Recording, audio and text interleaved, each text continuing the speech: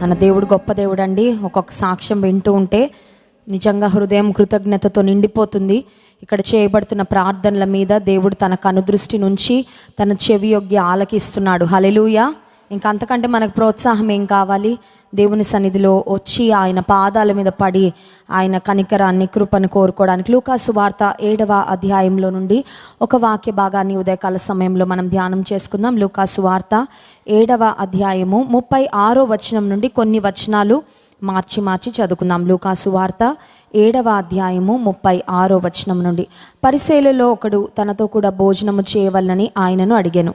ఆయన ఆ పరిసయ్యుని ఇంటికి వెళ్ళి భోజన పంక్తిని కూర్చుండగా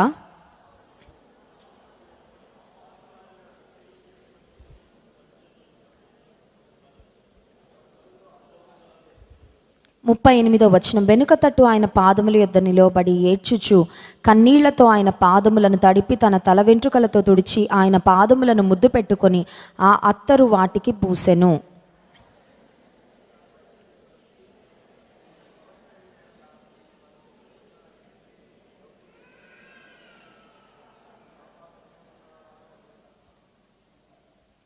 వ 44వ వచనం. ఆ స్త్రీ వైపు తిరిగి సీమోనుతో ఇట్లనెను, ఈ స్త్రీని చూచుచున్నావే, నేను నీ ఇంటిలోనికి రాగా నీవు నా పాదములకు నీళ్లు ఇయ్యలేదు, కానీ ఈమె తన కన్నీళ్లతో నా పాదములను తడిపి తన తల వెంట్రుకలతో తుడిచెను. 45వ వచనం చదువుదాం.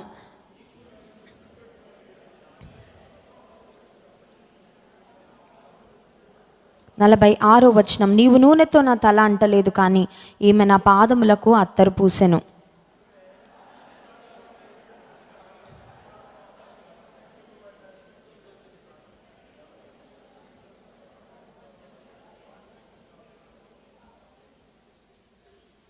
వ 48వ వచనం. నీ పాపములు క్షమింపబడి ఉన్నవని ఆమెతో చెప్పెను. 50వ వచనం. అందుకు ఆయన, నీ విశ్వాసము నిన్ను రక్షించెను, సమాధానము గలదానవై వెళ్ళుమని ఆ స్త్రీతో చెప్పెను.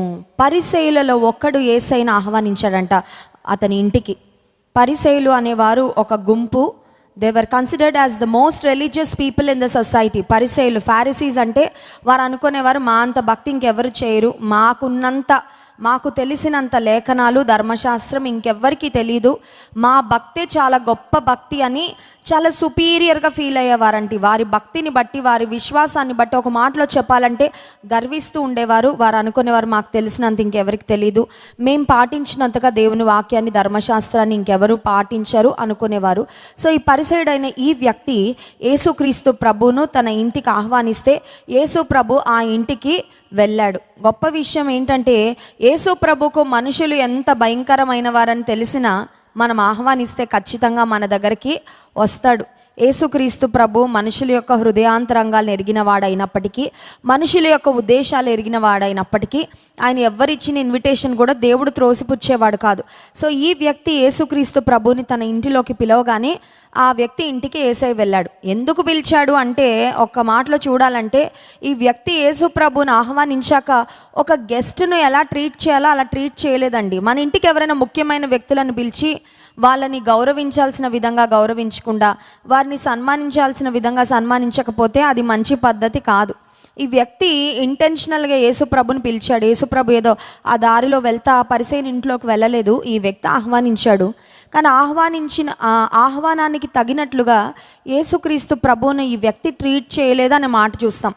ఆహ్వానించింది పరిసయ్యుడైన వ్యక్తే, కానీ ఆహ్వానించబడని ఒక స్త్రీ యేసు ప్రభు ఆ వ్యక్తి యొక్క ఇంట్లో ఉన్నాడని తెలుసుకొని ఆ ఇంటికి వెళ్ళినట్లుగా వాక్యంలో చూస్తున్నాం. ఒక స్త్రీ ఆహ్వానించబడకుండానే యేసు ప్రభు ఆ పరిసయ్యుని ఇంట ఉన్నాడు అని తెలుసుకొని వెళ్ళిందంట. ఆమెను గురించి వ్రాయబడిన మాట ఏంటంటే, ఆమె పాపాత్మురాలైన ఒక స్త్రీ అనే మాట ఉంది. ఆమె పేరైతే వ్రాయబడలేదు. ఈ పాపాత్మురాలైన స్త్రీ యేసుక్రీస్తు ప్రభు పరిసయ్యుని ఇంట ఉన్నాడు అని తెలుసుకొని ఆమె చాలా త్వరపడి వెళ్ళింది. ఆమె కొన్ని తీసుకొని వెళ్ళిందండి. ఆమె ఏం తీసుకొని వెళ్ళిందంటే 37వ వచనం, లూకా సువార్త 7వ అధ్యాయము 37వ వచనం. ఒక్క బుడ్డిలో అత్తరు తీసుకొని వచ్చి 38వ వచనం. వెనుక తట్టు ఆయన పాదముల యొద్ద నిలబడి ఏడ్చుచు కన్నీళ్లతో ఆయన పాదములను తడిపి తల వెంట్రుకలతో తుడిచి ఆయన పాదములను ముద్దు పెట్టుకొని ఆ అత్తరు వాటికి పూసెను. పిలిచింది పరిసయ్యుడు, పిలవనిది, పిలువబడనిది ఈ పాపాత్మురాలైన స్త్రీ. కానీ ఈ పాపాత్మురాలైన స్త్రీ యేసయ్యకు దగ్గరగా వచ్చింది. యేసుక్రీస్తు ప్రభు దగ్గర ఆమె ఒక అత్తరు బుడ్డి తీసుకొచ్చినట్లుగా చూసినాం. అత్తరు బుడ్డి అంటే ఈ రోజుల్లో మనకి అన్ని రకాల అన్ని అమౌంట్స్లో లేకపోతే అన్ని విధాల అత్తర్లు మనకు దొరుకుతున్నాయి. కొన్ని పర్ఫ్యూమ్స్ ఉంటాయండి, పెద్ద బాటిల్ నిండా పర్ఫ్యూమ్ ఉంటుంది, కాస్ట్ మాత్రం 100 రూపాయలే ఉంటుంది. కొట్టుకున్న 5 నిమిషాల్లో ఇంకా సెంట్ వాసన రాదు, మన బట్టలకి రాదు, ఇంట్లో రాదు. కానీ కొన్ని పర్ఫ్యూమ్స్ ఉంటాయి, చాలా ఎక్స్పెన్సివ్ పర్ఫ్యూమ్స్. అవి కొట్టుకున్నామంటే 2 రోజుల వరకు కూడా ఆ బట్టలకు ఆ వాసన అలాగే ఉంటుంది, మనం ఎక్కడికి వెళ్ళినా ఆ వాసన వస్తూనే ఉంటుంది. సో అత్తరు అనేది ఈ రోజుల్లో మనకి అన్నీ కూడా కల్తీలు అయిపోతున్నాయి కదండి. చాలా చీప్ పర్ఫ్యూమ్స్ కూడా మనకి దొరుకుతున్నాయి. ఒక్కొక్క ప్రాంతాన్ని బట్టి ఆ అత్తరు యొక్క విలువ కానీ దాని క్వాలిటీ కానీ ఆధారపడి ఉంటుంది. మంచి బ్రాండ్, మంచి శ్రేష్టమైన పర్ఫ్యూమ్స్ చాలా విలువైన పర్ఫ్యూమ్స్గా ఉంటాయి. ఇప్పుడు ఈ స్త్రీ ఆ కాలంలో తీసుకొచ్చిన అత్తరు అది చాలా విలువైన అత్తరు. ఎందుకంటే కల్తీలు అనేవి ప్రపంచంలో ఇప్పుడు వచ్చే, కానీ ఆ కాలంలో అన్నీ కూడా చాలా శ్రేష్టమైనవి కానీ విలువైనవి కానీ ఉంటూ ఉండేవి. ఈమె ఒక అత్తరు బుడ్డిని తీసుకొచ్చిందంటే ఆ పర్ఫ్యూమ్ను ఆమె చాలా వెచ్చించి ఆమె కొనుక్కున్న పర్ఫ్యూమ్. ఆ అత్తరును యూజువల్గా పాపాత్మురాలైన స్త్రీ అంటే ఆమె ఎటువంటి పాపంలో జీవించేదో వ్రాయబడలేదు, కానీ probably she was a prostitute. ఆమె ఒక భయంకరమైన పాపభూయిష్టమైన జీవితంలో ఒక వేశ్యగా బహుశా జీవిస్తున్న స్త్రీ అయి ఉండొచ్చు. ఆమె తన పర్ఫ్యూమ్ను ఇతరులను తన వైపుకు ఆకర్షించడానికి, ఇతరులను తన ఇంటి వైపుకు ఆహ్వానించడానికి బహుశా వాడుతూ ఉండేదేమో. ఆ అత్తరు ఆమె అక్రమంగా సంపాదించిన డబ్బుతో ఆమె కొనుక్కున్నదేమో అత్తరు, కానీ అత్తరు మాత్రం చాలా విలువైనది. ఆమె అనుకుంది, విలువైన యేసుక్రీస్తు ప్రభువు నాకు దగ్గర ప్రాంతానికి వస్తున్నాడు, ఆయన దగ్గరకు నేను వెళ్తున్నాను కాబట్టి విలువైన కానుక ఆయన దగ్గరికి తీసుకొని వెళ్ళాలి. నేను ఒట్టి చేతులతో ఆయన దగ్గరికి వెళ్ళను. I will take something valuable to the lord. చాలాసార్లు మనం చీప్ విషయాలు దేవునికి ఇవ్వాలనుకుంటాం, మనకు అవసరం లేనివి దేవునికి ఇవ్వాలనుకుంటాం. కొన్నిసార్లు ఆఫరింగ్ బాక్సుల్లో చూస్తూ ఉంటే చిరిగిపోయిన నోట్లు ఆఫరింగ్ బాక్స్లో వేస్తూ ఉంటారండి. ఎందుకండి? చిరిగిపోయిన నోట్లు మనకే పనిచేయవు, దేవుడికి పనిచేస్తాయి అనుకొని వేసేస్తూ ఉంటారు. అంటే అర్థం ఏంటంటే ఏదోటి వేయాలి కాబట్టి వేస్తున్నాం, ఏదోటి ఇవ్వాలి కాబట్టి ఇస్తున్నాం, ఇక దేవుడే చూసుకుంటాడులే అన్నట్లుగా కొంతమంది విలువ లేనివి దేవునికి ఇస్తూ ఉంటారు. కానీ ఈమె విలువైన అత్తరు తీసుకొని వచ్చింది. అత్తరు తీసుకొని వచ్చి యేసు ప్రభు వెనక తట్టు ఆయన పాదముల దగ్గర వెనక తట్టు ఎందుకు నిలబడిందంటే she didn't have the courage to face Jesus. Yesu ప్రభు ముందుకొచ్చి ఆయన ఎదురుగా నిలబడే ధైర్యం సరిపోవట్లేదు. కారణము ఆమె యొక్క పాపపు జీవితాన్ని బట్టి ఆమె చాలా ఇబ్బంది పడుతూ ఉంది. యేసు ప్రభు నన్ను అంగీకరిస్తాడో లేదో, నేను ఇంత పాపాత్మురాలని ఈ సమాజంలో నాకు ఒక ముద్ర పడిపోయింది, అందరికీ తెలుసు. ఇప్పుడు యేసు ప్రభు దగ్గరికి నేను వచ్చానంటే మిగతా వారు ఏమన్నా అభ్యంతర పడతారేమో. ఈమె మనసులో చాలా ఆలోచనలు ఉన్నాయండి, ఈమె మనసులో చాలా హిండ్రెన్సెస్ ఉన్నాయి. ముందుకు వెళ్ళాలని ఉంది, కానీ వెనకకు లాగే తలంపులు చాలా ఉన్నాయి. కానీ తన తలంపులు తనను వెనక్కు లాగనివ్వకుండా ఈ స్త్రీ ముందుకు వెళ్ళింది. ఒక మాట మీకు చెప్పనివ్వండి, దేవుని దగ్గరకు మనం రావాలంటే మనను వెనుకకు లాగే వ్యక్తులు ఉంటారు, మనలను వెనుకకు లాగే తలంపులు కూడా చాలా ఉంటాయి. ఈవెన్ ఇక్కడికి ఈరోజు మీరు ఉపవాస ప్రార్థనకి రావడానికి కూడా మిమ్మల్ని చాలా ఆపాలని ప్రయత్నం చేసి ఉంటాయి కదండి. ఇవాళ పలానా పని ఉంది కదా, ఇవాళ పలానా క్రిస్మస్ ఉంది, రేపు ఆదివారం క్రిస్మస్ షాపింగ్ చేసుకోవాలి, ఇల్లు దులుపుకోవాలి, ఇల్లు సర్దుకోవాలి, లేకపోతే పలానా పని చక్కబెట్టుకోవాలి, పలానా బ్యాంకుకు వెళ్ళాలి, పలానా వారిని కలవాలి, పలానా వారు వస్తారు కదా, ఈ పెండింగ్ వర్క్స్ ఉన్నాయి కదా. ఇవన్నీ కొన్నిసార్లు ఎప్పుడు గుర్తొస్తాయంటే దేవుని సన్నిధానానికి వచ్చే ముందే గుర్తొస్తాయి. చాలామంది ఆ పనులన్నీ పెట్టుకొని ఆగిపోయారండి ఇంటి దగ్గర. కానీ దేవునికి స్తోత్రం, మీరు ఆగకుండా దేవుని సన్నిధానానికి వచ్చారు. హల్లెలూయా. సో ఈ స్త్రీ మనసులో కూడా చాలా ఆలోచనలు ఉన్నాయి. ఆలోచనలు ఏంటంటే, నేను ఒక పాపాత్మురాలిగా ఉన్నాను, I have a very bad past, నాకు చాలా చెడ్డ గతం ఉంది, నాకు ఒక చెడ్డ పేరు ఉంది. ఇప్పుడు ఈ బోధకుని వద్దకు, యేసుక్రీస్తు ప్రభు వద్దకు వెళ్తే అందరు నన్ను రాణిస్తారో లేదో, నాకు అక్కడ చోటు దొరుకుతుందో లేదో, నన్ను ఒకవేళ మనుషులు మరొక విధంగా చూస్తారేమో, నన్ను అవమానకరంగా మాట్లాడతారేమో, అక్కడ నుండి నన్ను తోలివేస్తారేమో, ఇలాంటి ఆలోచనలు ఎన్నో ఉండుండొచ్చు. కానీ బట్ స్టిల్ షీ కేమ్. కానీ ఆమె తన గతము దేవుని దగ్గరకు ఆమెను రాకుండా ఆపడానికి ఆమె అవకాశము ఇవ్వలేదు. సాతాను కూడా దేవుని సన్నిధికి మనం వస్తున్నప్పుడు అంటాడు, you have a very bad past, నీకు చాలా చెడ్డ గతము ఉంది, నిన్న నువ్వు ఏం మాట్లాడావు మర్చిపోయావా, నిన్న నీ భార్యతో నువ్వు ఎలా దెబ్బలాడావు మర్చిపోయావా, నిన్న నీ భర్త నువ్వేమన్నావు మర్చిపోయావా, నిన్న నీ పొరుగింటి వారితో నువ్వు ఎలా ప్రవర్తించావు మర్చిపోయావా, ఏమెళ్తావు దేవుని సన్నిధికి అంటాడు అపవాది. అపవాది యొక్క ఉద్దేశం ఎప్పుడు మనల్ని వెనక్కకు లాగాలని, ఆ మాటలకు ఆలోచనలకు మనం చోటిచ్చామంటే ఆత్మీయంగా మనం వెనకకి వెళ్ళిపోతాం. ఆత్మీయ జీవితంలో మనం ఎవరితో పోటీ పడాలి తెలుసా అండి? కొంతమంది పక్కవారితో పోటీ పడతారు, భర్తతో పోటీ పడతారు, పిల్లలతో పోటీ పడతారు.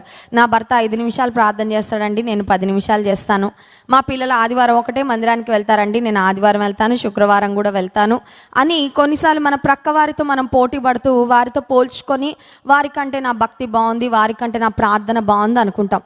కానీ విశ్వాస జీవితంలో మనం ఎవరితో పోటీ పడాలంటే మనతో మనమే పోటీ పడాలి. నిన్న దేవునిలో ఇంత ఎదిగాను, ఈరోజు నిన్నటి కంటే నేను ఇంకా ఎక్కువగా ఎదగాలి. నిన్న ఇంత ఆత్మీయతలో ఉన్నాను, ఈరోజు ఇంకా ఆత్మీయతలో నేను ఎదగాలి. నిన్న ఇంత దీనత్వాన్ని కలిగి ఉన్నాను, ఇవాళ ఇంకా నేను దీనత్వంలో ఎదగాలి. నిన్న నేను ఇంత ప్రార్థన చేయగలిగాను, ఈరోజు ఇంకా ఎక్కువగా నేను ప్రార్థనలో గడపాలి. సో మనతో మనమే పోటీ పడాలి, అప్పుడు మనల్ని ఎవరు కూడా ఆపలేరు. హల్లెలూయా.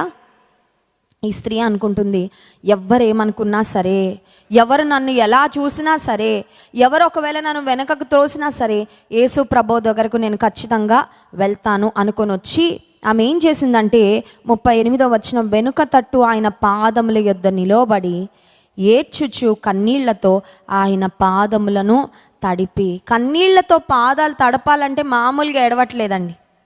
స్త్రీలు కొన్నిసార్లు చూడండి, భర్త తిడితే ట్యాప్ వదిలినట్టు ఉంటుంది పరిస్థితి. తల మీద ఒక ట్యాప్ ఉండి ఓవర్ హెడ్ ట్యాంక్లో ఉండి నీళ్ళు వస్తూ ఉంటాయి కదా, ట్యాప్ ఓపెన్ చేస్తే అలా ఉంటుంది, కారుతానే ఉంటాయి కదండి. కొన్నిసార్లు ఎంత కంట్రోల్ చేసుకుందామన్నా కూడా కన్నీళ్ళు ఆగవు. దుఃఖం వచ్చినప్పుడు, బాధ వచ్చినప్పుడు ఈమె తన కన్నీళ్లతో యేసయ్య పాదాలు తడుపుతుందంటే probably she was repenting for her sins. ఆమె ఒక పశ్చాత్తాప హృదయాన్ని కలిగిన స్త్రీగా, అయ్యో ఇన్ని తప్పులు చేశానయ్యా, నన్ను క్షమించయ్యా అని ఒక పశ్చాత్తాప హృదయంతో ఆమె కన్నీరు కారుస్తుంది. అంత మాత్రమే కాదు, 38వ వచనం, తన తల వెంట్రుకలతో తుడిచి. స్త్రీలకు తల వెంట్రుకలు అంటే మనకి ఎంత విలువ అండి కదా, అవునా కదా? తల వెంట్రుకలు ఊడిపోతూ ఉంటే బాధపడని స్త్రీలు ఎవరైనా ఉంటారా? దువ్వెనకి ఇలా వెంట్రుకలు వచ్చేస్తున్నాయి అనుకోండి, ఎంత బాధపడిపోతాం. అయ్యో దేవా, నా అందమంతా పోతుందయ్యా, నా వెంట్రుకలన్నీ ఊడిపోతున్నాయి అయ్యా, ఈ తల వెంట్రుకలు కొంచెం కాపాడయ్యా అని కోరుకుంటారు కదండి స్త్రీలు. పెద్ద వయసులో ఉన్నవారు కోరుకోరేమో, కానీ యవ్వన కాలంలో ఉన్నవారు, మధ్య వయసులో ఉన్న స్త్రీలకు వెంట్రుకలు అంటే మనకున్న ప్రేమ అలాంటిది. ఒక తల అనేది ఒక వ్యక్తికి ఒక కిరీటం పెట్టేది కూడా తల మీదే కదండి. So head is very important. ఈమె తల వెంట్రుకలు తీసుకొని, అయ్యో యేసు ప్రభును నా కన్నీళ్లతో ఆయన పాదాలన్నీ తడిపేశాను, ఆయన పాదాలు మళ్ళీ నేను డ్రై చేయాలి, నా తల వెంట్రుకలతో తుడవాలంటే we don't know whether she has long hair or short hair. పెద్ద వెంట్రుకలు ఉంటే ఒక టవల్తో తుడిచినట్టు అలా తుడిచేయచ్చు. నాలాగా చిన్న వెంట్రుకలు ఉన్నాయనుకోండి, ఆమె ఇలా వంగి తుడవాలి కదండి. యేసుక్రీస్తు ప్రభువారి యొక్క కాళ్ళను తుడవాలంటే she has to bend herself down, ఆమె వంగాలి, ఆయన కాళ్ళను తుడవాలి. అంటే ఒక మాటలో చెప్పాలంటే యేసు ప్రభు దగ్గర ఆమె పశ్చాత్తాప పడడానికి ఆమె వెనుకాడట్లేదు. యేసు ప్రభు దగ్గర తన స్థితిని ఒప్పుకోవడానికి వెనుకాడట్లేదు. యేసు ప్రభు దగ్గర తాను తగ్గించుకోవడానికి కూడా వెనుకాడట్లేదు. ఇంకా ఏంటంటే ఆమె దేవుని ముందు she is just so open before God. దేవుని ముందు చాలా యథార్థంగా ఉన్నట్లు కనబడుతుంది. చాలాసార్లు మన దేవుని దగ్గరకు వచ్చి ఒక మాస్క్ వేసుకొని వస్తామండి. చూడండి, మాస్కులు అంటే కరోనా రాకుండా వేసుకొని మాస్క్ అనట్లే. కొన్నిసార్లు మన లోపల ఎంత బాధ ఉన్నా ఒక హ్యాపీ మాస్క్ పెట్టుకొని తిరుగుతూ ఉంటాం కదా. ఈ మధ్య ఒక యాడ్ చూసాను టీవీలో, తలనొప్పిని దాచుకొని నవ్వుతూనే ఉండాలంట. చూసారా మీరు యాడ్? ఆయనకి తలనొప్పి వస్తూ ఉంటుంది, కానీ ఆయన ఫేస్ ప్రింట్అవుట్ తీసుకొని దానిలో నవ్వుతూ ఉంటాడు, ఆ మాస్క్ పట్టుకొని తిరుగుతూ ఉంటాడు ఒక ఆయన. కానీ లాస్ట్కి ఎవరో చూసి ఒక ట్యాబ్లెట్ ఇస్తారు, తలనొప్పి వస్తే ట్యాబ్లెట్ వేసుకోండి తగ్గిపోద్దని. బాగా చేశారు యాడ్. కానీ చాలాసార్లు మనం నిజ జీవితంలో మన లోపలున్న బాధలను, వేదనలను లోపల కప్పేసుకుంటూ we show off to the world, we display to the world as if we are the happiest and perfect people. అసలు నాకు ఏ బాధ లేదు, అసలు నాకు ఏ కష్టం లేదు, అసలు నాకు ఏ వేదన లేదు, నాకు అన్నీ బాగానే ఉన్నాయి, నాకు ఎవ్వరు అక్కర్లేదు, నాకు దేవుడు కూడా అక్కర్లేదు అన్నట్లుగా ఒక మాస్క్ వేసుకొని మనం తిరిగేస్తూ ఉంటాం. ఈ స్త్రీ పాపాత్మురాలైన స్త్రీ, భయంకరమైన పాప జీవితంలో బ్రతికిన స్త్రీ యేసు ప్రభు దగ్గరకు వచ్చి she is pouring herself out in the presence of God. దేవుని సన్నిధిలో కుమ్మరించుకుంటుందండి. ఎవరేమనుకుంటారు, ఎవరు నన్ను చూస్తున్నారు, ఇలాంటివి ఏమీ ఆలోచించట్లేదు. కన్నీళ్ళు అలా దారగా కారుతూ ఉంటే కార్చేసింది. తల వెంట్రుకలతో ఇప్పుడు తల వెంట్రుకలతో తుడిచేసి నా తల అంతా తడిచిపోతుందని ఆలోచించట్లేదండి. మళ్ళీ నేను తల ఆర్చుకోవాలి, ఇంటికి వెళ్ళాను ఆలోచించట్లా. యేసుక్రీస్తు ప్రభు బయటంతా తిరిగేసి వచ్చారు, ఆయన పాదాలకు ఎంత మురికుందో ఇప్పుడు అదంతా నా తల వెంట్రుకల కలకు అంటుకుంటుందని ఆలోచించట్లేదు. తల వెంట్రుకలతో యేసయ్య పాదాలు తుడిచేసింది. అంత మాత్రమే కాదు, ఆమె ఆయన పాదాలను ముద్దు పెట్టుకొని ఆ అత్తరు వాటికి పూసెను. 38వ వచనంలో చూస్తున్నాం, ఆమె ఆయన పాదములను ముద్దు పెట్టుకొని, అంటే she is just expressing her love towards God. దేవుని పట్ల తన ప్రేమను వ్యక్తపరుస్తుంది. దేవుడు కూడా మన ఎడల తన ప్రేమను వెల్లడిపరిచాడంట. ఎట్లనగా మనం ఇంకను బలహీనులమై, భక్తిహీనులమై, పాపులమై ఉండగానే దేవుడు యుక్త కాలమున మన కొరకు చనిపోయాడు అనే మాట వాక్యంలో చూసినాం. దేవుడు మన ఎడల తన ప్రేమను వ్యక్తపరిచాడు. God expressed his love. అవునా కదండి? దేవుడు సీక్రెట్గా పెట్టుకున్నాడా తన ప్రేమని? దేవుడు తన కనికరాన్ని, జాలిని, తన మంచితనాన్ని సీక్రెట్గా పెట్టుకున్నాడా? చూపిస్తున్నాడు. కానీ చాలాసార్లు మనం లోపల పెట్టుకుంటాం, చూపించాం. దేవుణ్ణి ప్రేమిస్తున్నామని చూపించాం, దేవుణ్ణి మనం ఆరాధిస్తున్నామని చూపించాం, దేవుని సన్నిధిలో మన పశ్చాత్తాపము మనం చూపించాం. అన్ని లోపలే పెట్టుకొని దేవునికి అంతా తెలుసులేండి అనుకుంటాం. కాదండి, దేవుని ప్రజలంగా దేవుడు మన పట్ల తన ప్రేమను వెల్లడిపరుస్తున్నాడు కాబట్టి మనము కూడా ఆయన పట్ల మన ప్రేమను వెల్లడిపరచాలి. ఈమె ఎలా వెల్లడిపరుస్తుందంటే, యేసయ్య యొక్క పాదాలు ముద్దు పెట్టుకొని ఆ పాదాలను అత్తరుతో, ఒక మాటలో చెప్పాలంటే ఆమె అభిషేకిస్తున్నట్లుగా మనం చూసాం. అయ్యా నీ పాదాలు బంగారు పాదాలయ్యా, నీ పాదాలు ఎంతోమందిని రక్షించడానికి తిరుగుతున్న పాదాలు, అపరంజి వంటి పాదాలు కలిగిన దేవుడు పరలోకం నుండి భూమి మీదకు నువ్వు అడుగు పెట్టావయ్యా, నీ పాదాలను ఈ అత్తరుతో నేను అభిషేకిస్తా ప్రభా, ఈ అత్తరును నీ పాదాలకు పూస్తానయ్యా అని ఒక మాటలో చెప్పాలంటే యేసయ్యను ఒక శ్రేష్టమైన విధానంలో ఈమె గణపరుస్తున్న స్త్రీగా చూసిన. ఇవన్నీ కూడా ఏ వ్యక్తి అయితే యేసుక్రీస్తు ప్రభుని ఇన్వైట్ చేశాడో ఆ సీమోన్ అనే వ్యక్తి జాగ్రత్తగా చూస్తున్నాడండి. జాగ్రత్తగా చూసి అసలు ఈమె ఎవరు, ఈమెను ఎవరు పిలవలేదు, ఈమెను అసలు నేను ఇన్వైటే చేయలేదు, సైలెంట్గా మా ఇంట్లోకి వచ్చేసింది, యేసుక్రీస్తు ప్రభువు దగ్గర ఏడుస్తుంది, ఆయన పాదాలు దుడుస్తుంది, ఆయన పాదాలకు అత్తరు పూస్తుంది, ఇంత సన్నిహితంగా ఆయనతో ఉంటుంది. ఈమె ఒక భయంకరమైన పాపాత్మురాలు, అసలు యేసు ప్రభు ఈమెను ఎలా రానిచ్చాడు ఆయన దగ్గర కని మనసులో అనుకుంటున్నాడంట. చూడండి 39వ వచనం, లూకా సువార్త 7వ అధ్యాయం. ఆయనను పిలిచిన పరిసేయుడు అది చూచి, ఈయన ప్రవక్త అయిన ఎడల తన్ను ముద్దు పెట్టుకొనిన ఈ స్త్రీ ఎవతయో ఎటువంటిదో ఎరిగి ఉండును, ఇది పాపాత్మురాలని తనలో తాను అనుకుంటున్నాడంట లోపల. కానీ యేసు ప్రభు సీమోను హృదయంలో ఏమనుకున్నాడో అది తెలుసుకున్నాడండి. హల్లెలూయా. కొన్నిసార్లు మనం ఎన్నో అనుకుంటాం కదండి, వి థింక్. ఏదో పడక మీద కూర్చొని ఏదో అనుకుంటాం, పడక మీద పడుకొని ఏదో అనుకుంటాం, నడుస్తూ ఏదో అనుకుంటాం, ఇక్కడికి వస్తూ కూడా ఏదో అనుకొని ఉండొచ్చు, ఇక్కడ కూర్చొని కూడా ఏదో అనుకుంటూ ఉండొచ్చు. అనుకుంటున్నవన్నీ కూడా దేవుడు తెలుసుకునేవాడు, గ్రహించేవాడు. ఇప్పుడు యేసుక్రీస్తు ప్రభువు ఆ వ్యక్తి సీమోన్ అనే వ్యక్తి హృదయంలో ఏమనుకుంటున్నాడో యేసయ్య గ్రహించి ఆ వ్యక్తితో సూటిగా ఒక సమాధానము చెప్తున్నాడు. యేసయ్య చెప్పిన మాట చూడండి ఆ వ్యక్తితో. 44వ వచనం, ఆ స్త్రీ వైపు తిరిగి సీమోనుతో ఇట్లా, నేను ఈ స్త్రీని చూచుచున్నావే, నేను నీ ఇంటిలోనికి రాగా నీవు నా పాదములకు నీళ్ళియలేదు, కానీ ఈమె తన కన్నీళ్లతో నా పాదములను తడిపి తన తల వెంట్రుకలతో.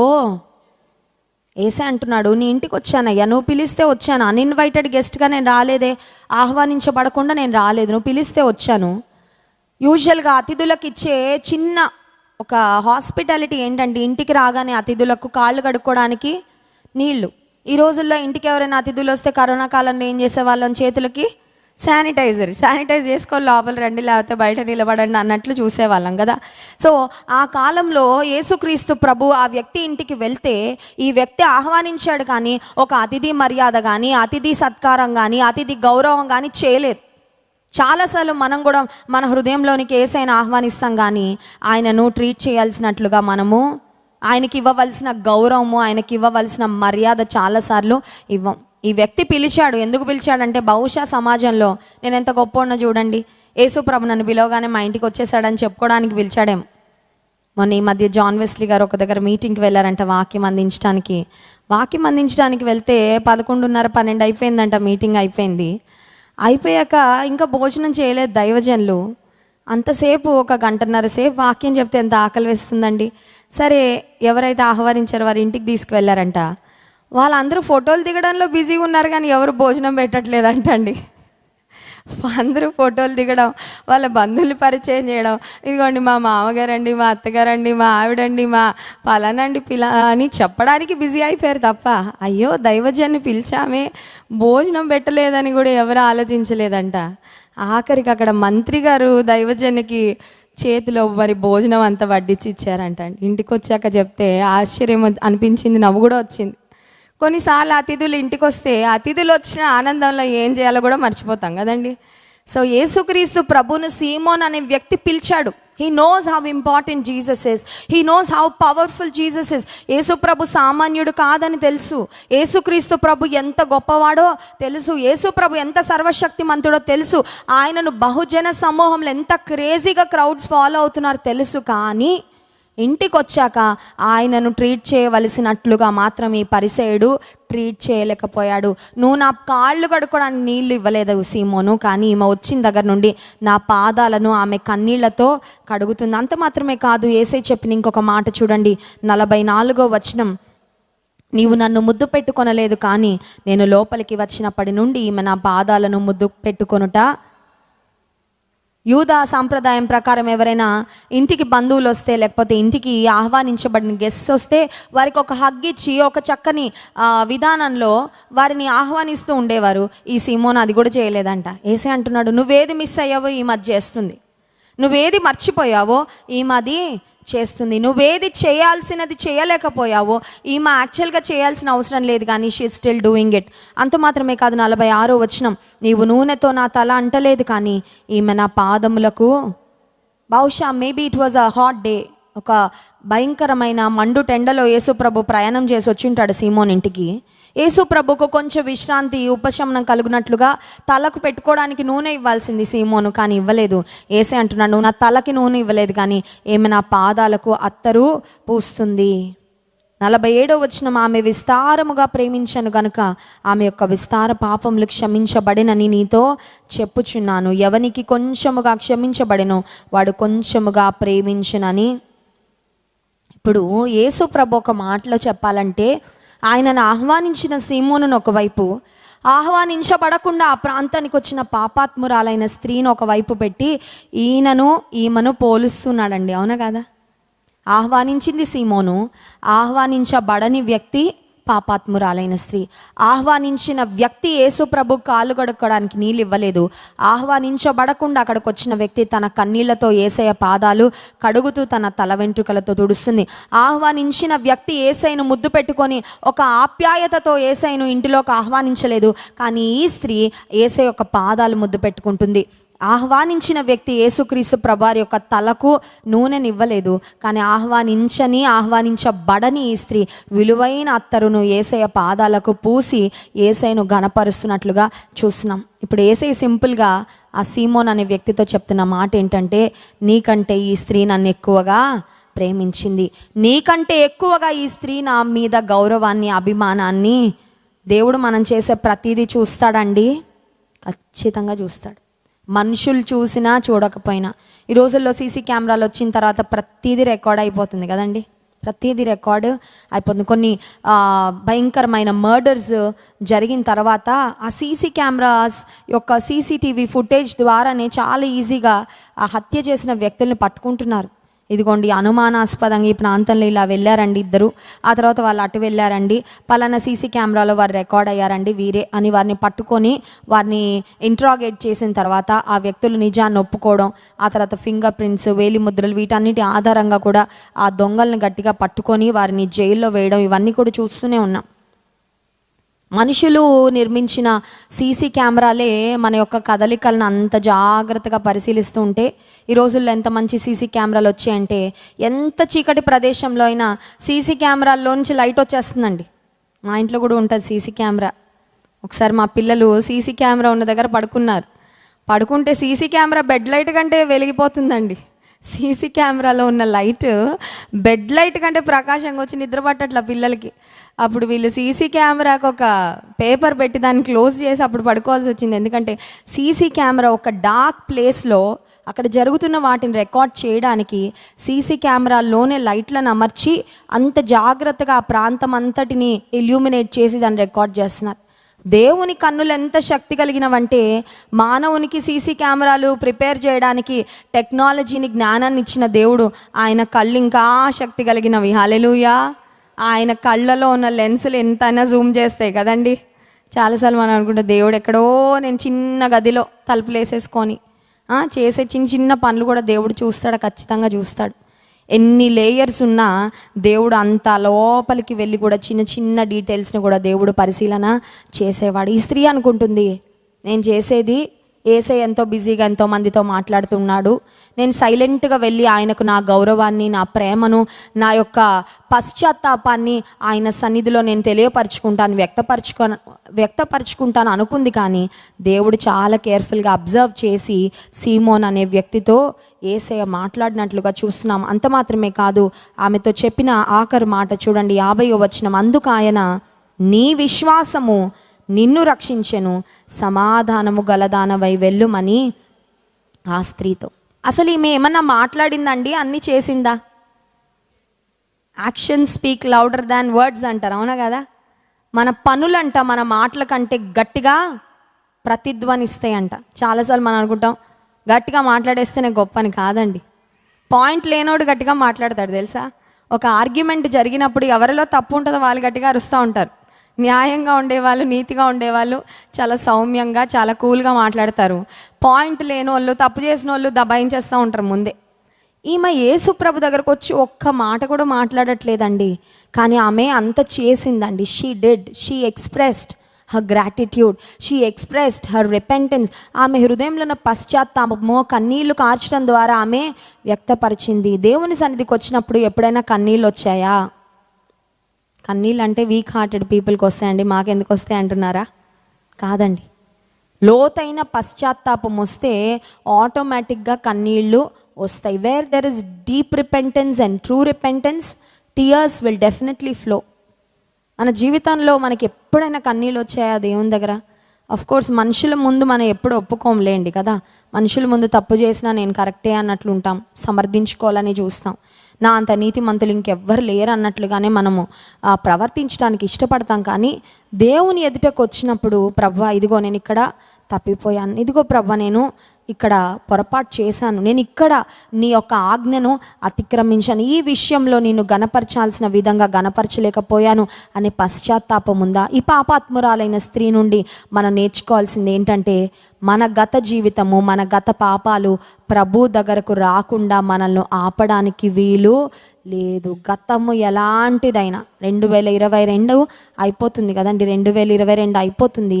ఈ 2022ని మనం ఒక్కసారి రివ్యూ చేసుకుంటే 2022లో కొన్ని బ్లాక్ డేస్, కొన్ని డార్క్ డేస్ ఖచ్చితంగా ఉండుంటాయి.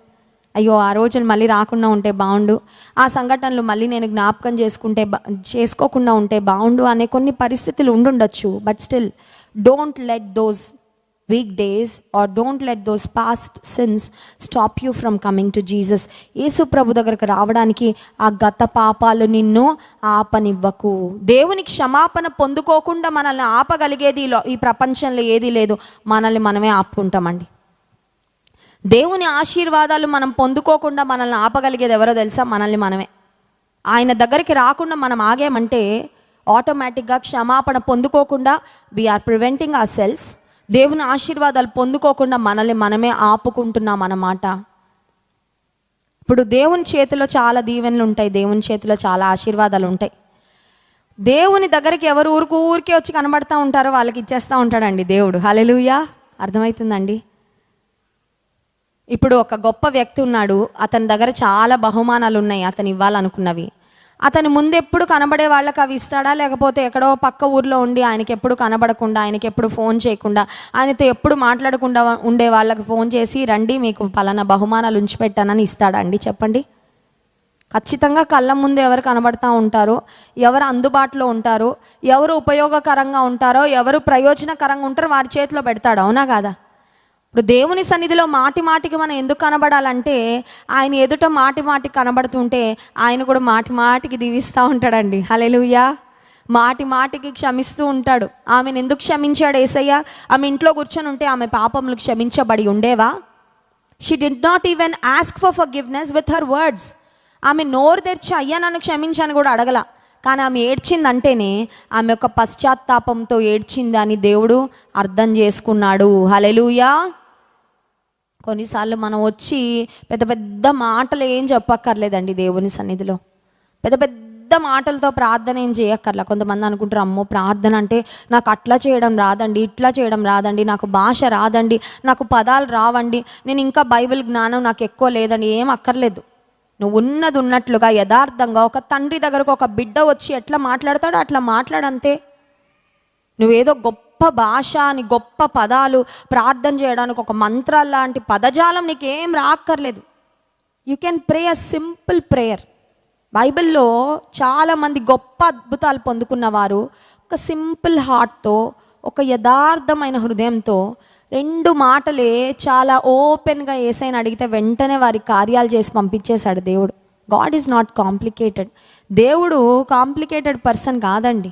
నువ్వు కాంప్లికేటెడ్గా బిహేవ్ చేసి ఆయనను ఇంప్రెస్ చేసి ఆయన ముందు డ్రామాలు వేయాల్సిన అవసరం లేదు. అర్థమవుతుందండి? పెళ్ళాక చూడండి, అత్తగారి ఇంటికి వెళ్ళాక కోడలు అనుకుంటుంది చాలా డ్రామాలు చేయాలనుకుంటుంది.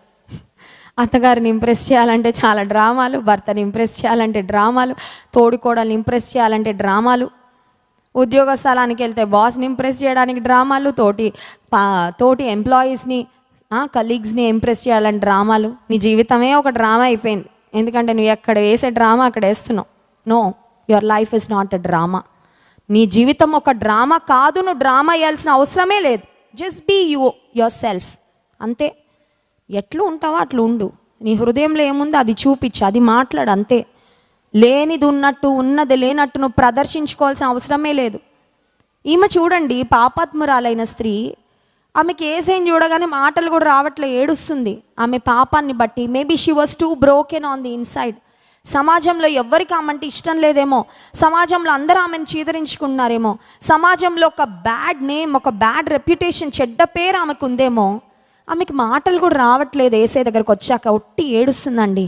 ఆమె హృదయంలో ఉన్న భావాలేంటో యేసయ్య అర్థం చేసుకొని అంటున్నాడు, నీ పాపములు క్షమించబడి. ఇంకొక ఆయన ఉన్నాడండి, సీమోను. ఈయన పరిసేయుడు. I'm sure he was very eloquent. ఆయనకి మాట్లాడే టాలెంట్ చాలా ఉండుండొచ్చు సీమోనికి. సీమోను హృదయంలో అనుకుంటున్నాడు, ఈమెవరు, ఈమొచ్చింది యేసు ప్రభు పాదాలు కన్నీళ్లతో కడగడం ఏంటి, తల వెంట్రుకలతో తుడవడం ఏంటి, అత్తరు తీసుకురావడం ఏంటి, ఎవరిమా? ఇంత పాపాత్మురాల్ని ఈయన దగ్గరికి రానిస్తున్నాడంటే ఈయన సరైనోడు కాదని యేసు ప్రభుని గురించి తప్పుగా ఆలోచించుకుంటున్నాడు. ఆయన హృదయంలో ఉన్నది కూడా యేసయ్య తెలుసుకొని ఆయనతో సూటిగా మాట్లాడుతున్నాడు, నీ బ్రతుకు బాలేదయ్యా, నీకంటే ఈమె చాలా బెటర్గా ఉంది. చాలాసార్లు మనం అనుకుంటాం ఐఎమ్ బెటర్ దెన్ ఎవ్రీబడి కదండి.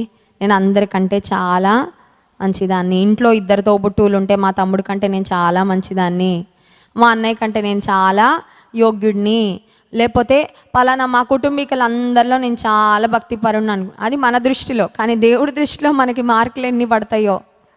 ఆయన సన్నిధికి వచ్చినప్పుడు యథార్థంగా నమ్మకంగా ఉండేవారికి ముందు మార్కులు పడతాయి. హల్లెలూయా. డ్రామాలు వేసే వాళ్ళకి, మనుషుల మెప్పు కొరకు ప్రయాసపడే వాళ్ళకి, దేవుడు ముందు యథార్థంగా లేకుండా ఉండే వాళ్ళకి దేవుని దగ్గర ఒక్క మార్కు కూడా పడదంతే. యేసుక్రీస్తు ప్రభు అన్నాడు, నీ విశ్వాసము నిన్ను రక్షించెను, సమాధానము గలదానవై.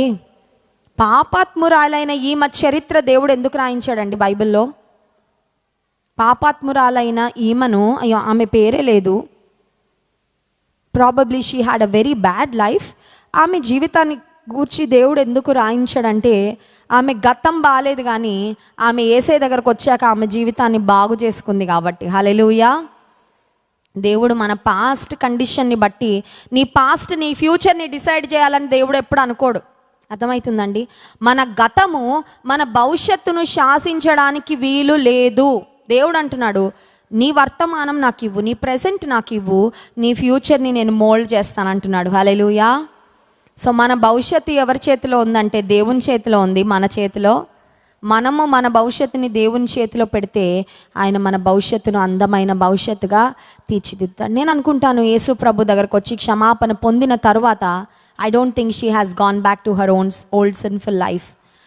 పాత పాపానికి ఆమె తిరిగి ఖచ్చితంగా వెళ్ళి ఉండదు. ఎందుకంటే ఆమెలో ఒక పశ్చాత్తాపం వచ్చింది. She realised she was a sinner. ఒక పాపిగా నేను బ్రతికాను అని ఒక పశ్చాత్తాపం ఆమెలోకి వచ్చింది. కాబట్టి యేసు ప్రభు దగ్గర క్షమాపణ పొందుకున్న తర్వాత, సమాధానాన్ని పొందుకున్న తర్వాత ఒక నూతన వ్యక్తిగా ఆమె తిరిగి తన ఇంటికి వెళ్ళింది. ప్రతి శుక్రవారం దేవుని మందిరానికి వస్తున్నాం. ఇక్కడ నుంచి ఒక నూతనత్వంతో మనము వెళ్ళాలండి. ఎట్లా వచ్చామో అట్లా వెళ్ళడానికి వీలు, ఎట్లా వచ్చామో అట్లా వెళ్తే ఉపయోగం లేదు. We must change on the inside. బయటకి ఏ డ్రెస్లో వచ్చామో ఆ డ్రెస్లోనే వెళ్తాంలేండి. బయటకి ఎలా వచ్చామో అలాగే వెళ్తాము. But I'm not talking about who we are on the outside, but who we are on the inside must change. మందిరంలోకి వచ్చాక, ఇక్కడ దేవునితో సమయం గడిపాక బయటికి వెళ్ళేటప్పుడు ఒక నూతన వ్యక్తిగా, నూతన వ్యక్తిత్వంతో మనం వెళ్ళాలి. హల్లెలూయా. పళ్ళు పాడైపోతూ ఉంటాయి చాలామంది కదండి. టూత్ డీకే అయిపోతుంది. డెంటిస్ట్ దగ్గరికి వెళ్తారు. వెళ్ళాక వచ్చినట్టే పాడైపోయిన పళ్ళతో వెళ్తారా, బాగు చేసుకొని వెళ్తారా? బాగు చేసుకొని వెళ్తారు. అందుకే కదా మనం వెళ్ళేది. డెంటిస్ట్ దగ్గరికి ఎందుకు వెళ్తామండి? పాడైపోతే బాగు చేయించుకొని వెళ్తాం. మందిరానికి కొంతమంది పాడై వస్తున్నారు, మళ్ళీ అలాగే వెళ్ళిపోతున్నారు వెనక్కి. అంటే ఇక్కడ ఏంటంటే రిపేర్ అవ్వట్లేదు అనమాట. They are not allowing God to mend their heart. They are not allowing God to mend their thoughts. నా ఆలోచనలు మార్చు ప్రభువా అని దేవునికి అధికారం ఇవ్వట్లేదు. దేవునికి వారు అప్పగించుకోవట్లేదు. నేను ఇట్లానే ఉంటాను. దాన్ని అంటారు కదా రాతి హృదయం. ఈ రాతి హృదయాలు మారవు. కానీ దేవుడు అంటున్నాడు, మీకు హార్ట్ ట్రాన్స్ప్లాంటేషన్ చేస్తానంటున్నాడు. హల్లెలూయా. మీ గుండె మార్పిడి చేస్తానంటున్నాడు. యేసు ప్రభు చేసే గుండె మార్పిడిలో ఒక్క రక్తం చుక్క కూడా కారదండి. హల్లెలూయా. ఒక్క కత్తిగాటు కూడా ఉండదు. లేజర్ సర్జరీ కాదు, లేకపోతే రంధ్రాలు పెట్టరు, ఏం కాదు. సింపుల్గా రాతి గుండెని తీసేసి మాంసపు గుండెని ఇస్తాడంట. హల్లెలూయా. అది అనుభవించిన వాళ్ళకే తెలుస్తుంది, ఆ సర్జరీ అయిన వాళ్ళకి. నాకు అయిందండి. God changed my heart. I'm not who I was before. రక్షణ పొందకముందు నేను ఎలా ఉన్నాను, ఇప్పుడు నేను అలా లేను. ఎందుకంటే నా హృదయాన్ని దేవుడు మార్చాడు. ఆ హార్ట్ సర్జరీకి ఆపరేషన్ థియేటర్ ఏంటంటే దేవుని మందిరమే. హల్లెలూయా. ఆపరేషన్ థియేటర్ దేవుని మందిరమే. మరి కత్తులు కటార్లు ఏంటండి? డాక్టర్ వాడతాడు, అది దేవుని వాక్యమే. హల్లెలూయా. మరి ఏసై ఆపరేషన్ చేస్తుంటే పక్కన అసిస్టెంట్లు ఎవరండి అంటే దేవుని సేవకులే. హల్లెలూయా. అక్కడ మాత్రం పడుకొని అనెస్థీషియా తీసుకొని ఉండాలి, కంగారు పడకూడదు. దేవుడు కార్యం చేస్తున్నప్పుడు ఆ కార్యం మన హృదయంలో జరగనివ్వాలి. కొంతమంది రెసిస్ట్ చేస్తూ ఉంటారు చూడండి. అనెస్థీషియా ఇచ్చాక సడన్గా మెలకు వచ్చింది అనుకోండి, ఆపరేషన్ జరుగుతుంటే ఆ పేషెంట్ పరిస్థితి ఎలా ఉంటుందండి? అమ్మో నన్ను చంపేస్తున్నారు, ఇంకా ఆపరేషన్ ఆపేయండి అని ఆ ఆపరేషన్ థియేటర్లో లేచి పరిగెట్టేశాడు అనుకోండి పేషెంట్, పరిస్థితి చాలా ప్రమాదకరంగా ఉంటుంది. When God works on us, we must allow him to work on us.